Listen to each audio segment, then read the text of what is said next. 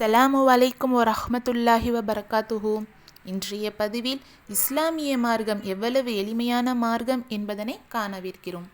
சேரும் சகதியும் நிறைந்திருந்த ஒரு ஜும்மா நாளில் இப்னு அப்பாஸ் ரலியல்லாஹு அன்ஹு அவர்கள் மக்களிடையே உரையாற்றினார்கள்.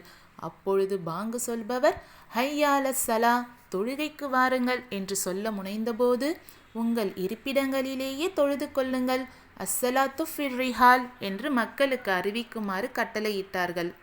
அப்பொழுது மக்கள் அதை ஆட்சேபிப்பதை போன்று ஒருவரையொருவர் பார்த்து கொண்டனர்.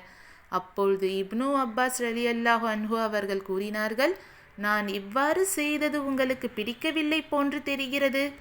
ஆனால் ஜும்மா கட்டாய கடமையாக இருந்தும் என்னை விட சிறந்தவர் நபிகள் நாயகம் ஸல்லல்லாஹு அலைஹி வஸல்லம் அவர்கள் இவ்வாறு தான் செய்தார்கள் என்று கூறினார்கள். நீங்கள் முழங்கால் வரை சகதியை மிதித்து கொண்டு வருமளவுக்கு உங்களுக்கு சிரமம் கொடுப்பதை நான் விரும்பவில்லை.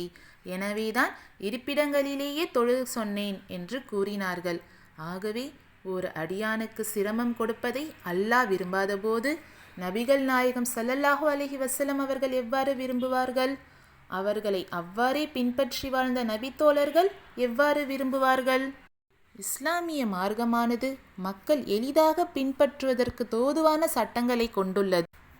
எனவே அதில் புதிதான அனாச்சாரங்களையும் பித்தத்களையும் இணைத்து மார்க்கத்தை கடினத்தன்மையாக நாம் மாற்றிவிடக்கூடாது.